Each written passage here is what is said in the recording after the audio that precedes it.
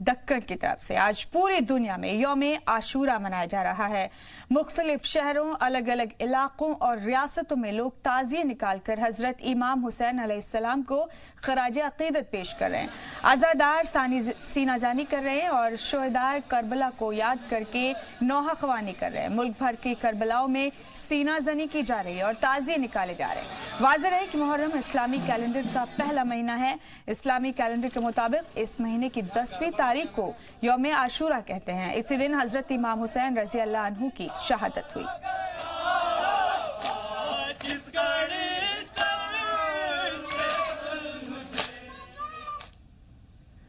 मिली जुली तहजीब और सकाफती पहचान वाले हिंदुस्तान में अगर एक साथ मजहबी त्योहार आ जाए तो अक्सर लोग फिक्रमंद हो जाते हैं। इंतजामिया को भी अपनी ड्यूटी में इजाफा करना पड़ता है, लेकिन कर्नाटक के हुबली में कौमी यकजहती का एक अलग नजारा देखने को मिला। ये रिपोर्ट देखिए।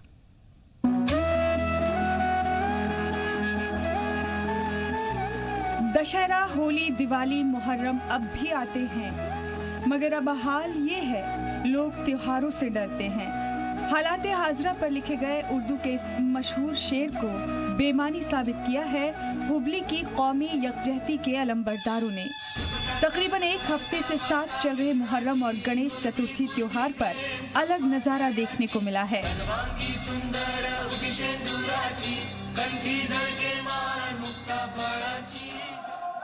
तकरीबन 4000 की मिली जुली आबादी के बीच ताजिया और गणेश एक ही पंडाल में लगाए गए हैं।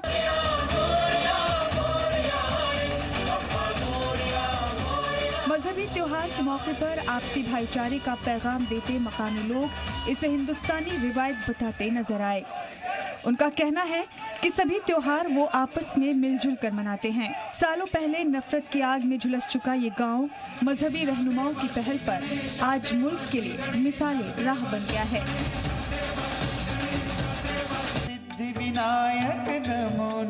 कुछ सालों बाद गणेश चतुर्थी और मुहर्रम दोनों साथ मनाए जा रहे हैं। अकीदतमंद मुल्क भर में लाखों मकामात पर अपने अपने अकीदे का इजहार कर रहे हैं, लेकिन किसी सानेहा के अंदेशे से लोग सहमे नजर आ रहे हैं। ऐसे में कर्नाटक का हुबली भाईचारे का एक अलग ही पैगाम दे रहा है।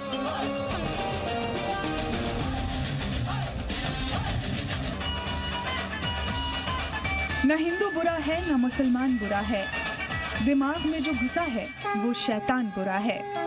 ब्यूरो रिपोर्ट, जी मीडिया। बढ़ेंगे बुलेटिन में आगे। ऑल इंडिया मजलिस इत्तेहादुल मुस्लिमीन के सदर असदुद्दीन ओवैसी ने मुहर्रम के मौके पर मॉब लिंचिंग का मुद्दा उठाया है। ओवैसी ने कहा कि आज जो ज्यादतियां मुसलमानों के साथ हो रही हैं, वहीं कल पनाह देने वालों के खात्मे का सबब बनेगी। ये रिपोर्ट देखिए। ये दुनिया के जितने जालिम हैं, जो इख्तिदार की कुर्सियों पर बैठकर ये समझते हैं कि कभी नहीं खत्म होगा इनका इख्तिदार। यजीद एक बंदर पाला था, उसी का बंदर उसको कतर दिया।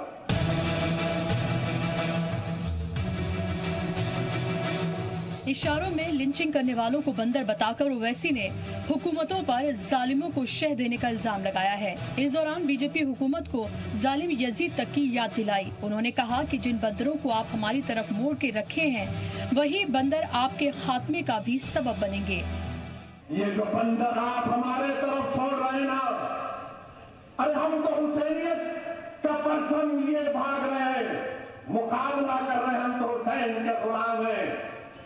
तुम्हारे बंदर तुम पर ही इंशाअल्लाह ताला तुम्हारी तरफ पलटेंगे, तुमको काटेंगे जरूर इंशाअल्लाह ताला। तुम्हारा फातिमा तुम्हारे बंदरों की हरकतों से होगा इंशाअल्लाह। इस दौरान ओवैसी ने मुसलमानों को मुत्तहिद होने का भी ऐलान किया। हालांकि इस बयान के दूसरे दिन मीडिया के सामने आए ओवैसी अपनी बात पर कायम रहे। इस दौरान उन्होंने पहलू खान और तबरेज अंसारी की मिसाल देते हुए कहा कि हुकूमत कानून बनाने से क्यों बच रही है। मैं इसलिए कह रहा हूँ कि पीलू खान के कातिल पूरे बच गए। यहाँ पर तबरेज अंसारी को 7 घंटे किसी को पकड़कर मारा जाता है और वहाँ की पुलिस नहीं पहुँचती उसको बचाने के लिए कि उससे इस तरह की बातें जबरन बोलने लगाई गई जो उसके दीन मजहब इस्लाम के खिलाफ थी। बीजेपी जो इस बात को समझ रही है मगर अनजान बन रही है। आज इस मुल्क में ज़रूरत है एक मॉब लिंचिंग के खिलाफ कानून की, जो सुप्रीम कोर्ट ने कहा क्यों नहीं बनाती बीजेपी। राइट टू लाइफ हमारे संविधान में एक फंडामेंटल राइट है। पूरे देश में जहां कहीं भी बीजेपी की सरकार है वहां मुसलमानों के लिए करबला बना हुआ है। अपने तल्ख बयानी के लिए मशहूर ओवैसी अक्सर शिद्दत पसंदों को एक नया मौका फराहम करते रहे हैं। मुहर्रम के बहाने मिटने मिटाने की बात करने वाले ओवैसी शायद करबला वालों के सब्र को भूल गए। हालांकि सख्त फैसलों के लिए मशहूर मरकज की मॉब लिंचिंग पर खामोशी सवाल तो पैदा ही कर रही है। ब्यूरो रिपोर्ट, जी मीडिया।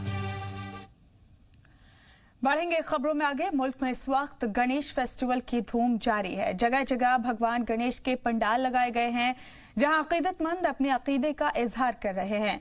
गणेश उत्सव के लिए मशहूर हैदराबाद, जहां तरह तरह के गणेश के मुजस्समे बनाए गए हैं। इसमें इको फ्रेंडली पंडाल में बच्चों की भीड़ लग रही है। लूडो के सामानों से बनाया गया ये मुजस्समा, इसे लोग अलग जाविये से देख रहे हैं। हालांकि इंतजामिया का कहना है कि वो हर साल अलग अंदाज में पंडाल लगाते हैं। पिछले साल चॉकलेट तो उससे पहले किसी और चीज से मुजस्समा बनाया गया था। कर्नाटक बीजेपी के सदर नलिन कुमार के बयान पर साबिक सीएम सिद्धरामैया ने पलटवार किया है। शिव कुमार की गिरफ्तारी के लिए उन्हें जिम्मेदार बताने पर सिद्धरामैया ने कहा कि क्या वही पीएम हैं जिनके इशारे पर शिव कुमार की गिरफ्तारी हुई है। कुटिल के बयान को बचकाना बताते हुए साबिक सीएम ने कहा कि बीजेपी अपनी हरकतों से बाज आए। अपने मुखालफिन को खामोश करने के लिए सरकारी एजेंसियों का खुलेआम गलत इस्तेमाल हो रहा है, जो मुल्क के आइन के लिए काफी खतरनाक है। वाज़ेह रहे कि मनी लॉन्ड्रिंग मामले में कांग्रेस के कद्दावर लीडर डीके शिव कुमार 13 सितंबर तक ईडी की हिरासत में। You mean to say that Mr. You didn't know? I am only the chief minister. I was only the chief minister of Karnataka. I was not the prime minister of the country. That minimum knowledge he has no knowledge. This with the political ದುರುದ್ದೇಶದಿಂದ ಆ ಥರ ಹೇಳಿದ್ದಾನೆ ಅವನು. Otherwise, he would not have said that. Not 2007, 2017. Who was the Prime Minister then? Huh? Which party was in power? Huh? Where was he? In which party he belongs? It is vendetta politics. इस मौके पर पिछली हुकूमत की schemes की जांच पर साबिक सीएम सिद्धरामैया ने क्या कहा, आइए सुनते हैं। This is a vindictive politics. Mr. Yediyurappa, instead of launching new programs and implementing the programs we have already given by our government, is doing this vengeance politics. It will not bring any result. On the other hand, all development works will come to standstill. रुख करेंगे अगली अहम खबर का। जम्मू कश्मीर से article 370 हटाए जाने के बाद से बौखलाया पाकिस्तान अब यूएनएचआरसी पहुंच गया है। यूएनएससी में फटकार के बाद पाकिस्तान ने नया मुद्दा उठाया है। झूठी तस्वीरें पेश करने के मामले में पाकिस्तान पहले भी फटकार खा चुका है। हालांकि पाकिस्तान के इस अमल पर पूरा मुल्क साथ खड़ा नजर आ रहा है। इस मामले में कांग्रेस लीडर शशि थरूर ने कहा कि हम हुकूमत पर सवाल उठाना जारी रखेंगे, लेकिन पाकिस्तान के मामले में हम हुकूमत के साथ खड़े हैं, जबकि बीजेपी ने इसे पाकिस्तान का नाकाम मंसूबा करार दिया। भारत के अंदर जो कुछ होता है उसमें तो पाकिस्तान का कुछ लेना देना नहीं है। 1947-48 उस विषय पे हमें डिस्प्यूट है, लेकिन भारत के अंदर जो होता है ये हमारे आपस में डिस्प्यूट है। हम तो विपक्ष में हैं, हम सरकार को क्रिटिसाइज कर सकते हैं, लेकिन भारत के बाहर, इस देश के बाहर हम सब एक हैं और हम कभी नहीं 1 इंच दे देंगे पाकिस्तान को, क्योंकि जो पाकिस्तान कह रहे हैं, पहली बात यह है उनको कोई लोकल स्टैंडिंग नहीं है, कोई बेसिस नहीं है उसको बोलने के लिए। दूसरी बात यह है जो पाकिस्तान अपने ही साइड पे किया है, जो गिलगित बाल्टिस्तान के स्टेटस को बदल लिया, जो पीओके के स्टेटस को। मौके पर शशि थरूर ने जम्मू कश्मीर लीडरान के नजरबंद किए जाने पर भी सवाल उठाया। वहीं असदुद्दीन ओवैसी ने मुहर्रम के मौके पर पाबंदियों पर सवाल उठाया। UNHRC में हम तो सब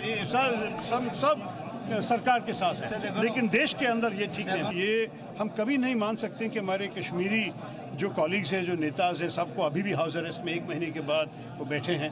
कि पार्लियामेंट के सांसद जो है फारूक अब्दुल्ला साहब, डिबेट में भाग लेने के लिए उनको मौका नहीं दिया, उसका घर में उसको बिठा के दरवाज़ा बंद करके रखा, अभी भी इसी हालत में है।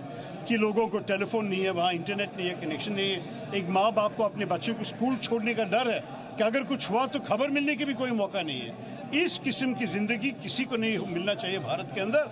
और भारतीय विपक्ष पार्टी के रूप में हम भी कहने लगे, हम कहते हैं एक महीने से हमने पार्लियामेंट में भी कहा था कि ये नहीं चलेगा, ये न्याय नहीं है, ये भारत की तरीका ऐसा नहीं होना चाहिए। कश्मीर हिंदुस्तान का अटूट हिस्सा है और इंशाल्लाह रहेगा। कश्मीर में जो बंद हो रहा है, जो बंद किया जा रहा है, मुहर्रम का जुलूस भी नहीं निकाला जा रहा है, मैं इसको कंडेम करता हूं। और NSA के स्टेटमेंट को मैं कंडेम करता हूं कि NSA ने कहा कि वहां पर हम उस वक्त छूट देंगे जब पाकिस्तान अपनी हरकतों से बाज आ जाएगा। हम मोदी सरकार से पूछना चाहते हैं कि पाकिस्तान का कश्मीर से क्या करना है? आप जोड़ रहे हैं कश्मीर को पाकिस्तान से। अरे उनके ऊपर उस कश्मीर में क्या फंडामेंटल राइट्स लागू नहीं होते? क्या राइट टू लाइफ नहीं है उन लोगों को? बढ़ेंगे आगे। बाबा कौम महात्मा गांधी की 150वें यौम पैदाइश के मौके पर मरकजी हुकूमत के साथ सियासी जमातें भी इसे तारीखी बनाने में जुट गई हैं। इसी गाड़ी में कांग्रेस यूथ विंग के संतोष कुमार का कश्मीर से कन्याकुमारी तक साइकिल यात्रा पर निकले हैं। तेलंगाना के रहने वाले संतोष का रियासत पहुंचने पर पार्टी लीडरान ने इस्तकबाल किया। इस मौके पर उन्होंने कहा कि 15 अगस्त को जम्मू से शुरू हुई यात्रा कन्याकुमारी तक जाएगी, जिसका मकसद मुल्क के हालात को बेहतर बनाए रखना है। मौजूदा माहौल को मुल्क मुखालिफ बताते हुए उन्होंने कहा कि बेहतर हालात ही बापू का ख्वाब था, जिनका पैगाम लेकर वो मुल्क में साइकिल यात्रा कर रहे हैं। कर्नाटक में मौसम का लुत्फ लेने की गरज से सयाहों की भीड़ जमा होने लगी है। राजधानी समेत शिवमोगा का मौसम काफी दिलचस्प होने लगा है। झील के करीब लोग अपनी तस्वीरें कैद कर लेना चाहते हैं। खूबसूरत लोकेशन के साथ हल्की बूंदाबांदी के बीच सयाह काफी खुश नजर आ रहे हैं। हालांकि पुलिस सेल्फी के दौरान लोगों को एहतियात बरतने पर जोर देते नजर आए। ज्यादातर लोगों का कहना है कि वो इस मौसम में हर साल यहाँ आते हैं।